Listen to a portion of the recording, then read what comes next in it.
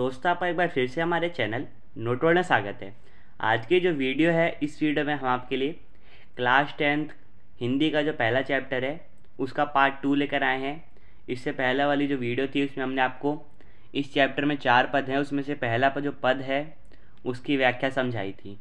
इस वाली वीडियो में आपको दूसरा पद जो है उसकी व्याख्या समझाएंगे। उससे पहले अगर आप चैनल पर नए हैं तो प्लीज़ चैनल को सब्सक्राइब कर लीजिए और ये जो वीडियो है दोस्तों के साथ शेयर करना मत भूलिएगा, ताकि उनको भी जो है इन वीडियोस का बेनिफिट मिल सके। ठीक है, तो आज की जो वीडियो है इसमें हम दूसरा पद देखेंगे। पिछला जो पद था हमने उसमें देखा था कि गोपियाँ जो हैं कृष्ण जी से मिलने के लिए बहुत ज़्यादा व्याकुल थी। ठीक है, बहुत ज़्यादा बेचैन थी। और जब कृष्ण जी खुद ना आकर उद्धव को उन्होंने भेजा तो उद्धव का जो संदेश था वो सुन के गोपियाँ बहुत ज़्यादा दुखी हो गई। ठीक है, उद्धव पे जो है वो व्यंग्य करने लगी। ठीक है, उद्धव की तुलना उन्होंने किससे की? कमल के पत्ते से और तेल के गागर से, यानी तेल की मटकी से। ठीक है, और गोपियों ने लास्ट में क्या बताया था कि गोपियाँ जो हैं बहुत भोली भाली हैं क्योंकि वो छल कपट से दूर हैं। ठीक है, और फिर उन्होंने अंत में जो है अपनी तुलना, पहले पद के अंत में अपनी तुलना जो है चींटी से की थी और श्री कृष्ण की तुलना गुड़ से की थी। क्योंकि जैसे चींटी जो है गुड़ से चिपक जाती है तो जब तक उसके प्राण निकल ना जाए तब तक वो जो है वहीं पे चिपकी रहती है, मतलब अलग नहीं हो सकती, अलग नहीं होना चाहती। उसी तरीके से गोपियाँ जो हैं श्री कृष्ण के साथ अंतिम समय तक जो है रहना चाहती है, उनसे दूर नहीं होना चाहती। तो दूसरा पद क्या है वो देख लेते हैं। मन की मन ही माज रही, कहिए जान कौन पे उधो, ना ही परत कही। इसका अर्थ क्या है कि गोपियों के जो मन की इच्छा थी वो मन में ही रह गई। क्यों? क्योंकि कृष्ण जी जो थे जब वो मथुरा गए थे तो वहाँ से वापस उन्होंने उद्धव को भेजा, वो स्वयं जो है नहीं आए। इसलिए गोपियाँ जो थी कृष्ण जी से बातें करना चाहती थी, वो बातें उनके मन में ही रह गई।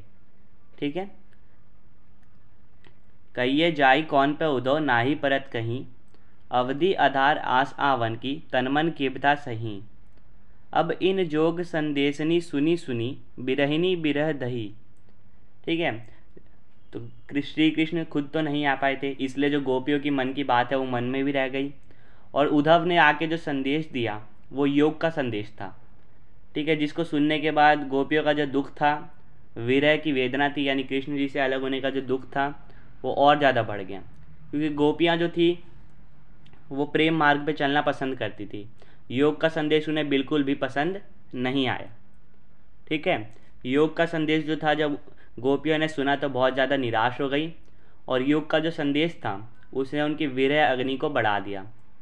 ठीक है, यानी कि दूर होने की जो उनकी दुख था, दूर होने का कृष्ण से, उसे और ज़्यादा बढ़ा दिया।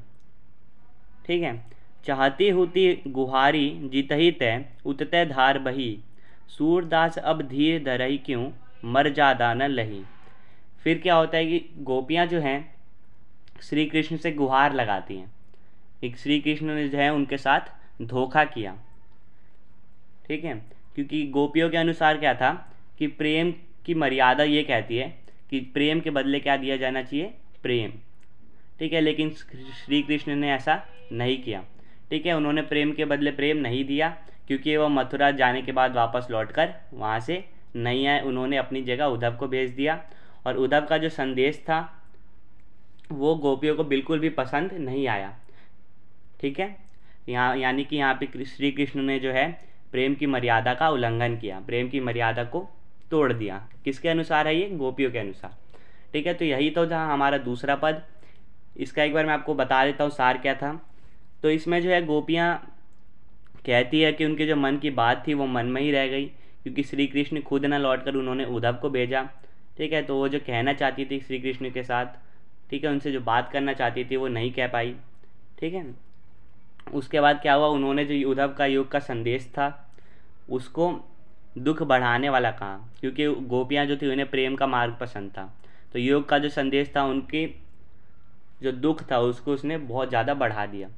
ठीक है, योग का जो संदेश था उसे सुनकर गोपियाँ बहुत निराश हो गई, और इससे जो है उनकी विरह की अग्नि जो है बढ़ गई। ठीक है, यानी दूर होने का जो दुख था उनका और ज़्यादा बढ़ गया। ठीक है, फिर श्री कृष्ण जो है वो मथुरा में थे, तो गोपियाँ जो है उनसे गुहार लगाती हैं कि श्री कृष्ण ने उनके साथ धोखा किया, क्योंकि वो खुद ना आए, उन्होंने उद्धव के जरिए जो है संदेश भेजा और उन्होंने प्रेम की मर्यादा जो है तोड़ दी, क्योंकि प्रेम की मर्यादा क्या कहती है कि प्रेम के बदले प्रेम दिया जाना चाहिए। ठीक है, तो उम्मीद करता हूँ आपको जो दूसरा पद है वो समझ आ गया। और अगर आपने पहला पद की भी जो वीडियो थी नहीं देखी तो उसका जो लिंक है डिस्क्रिप्शन में दे दूँगा, आप वहाँ से जाके ईजिली देख सकते हैं।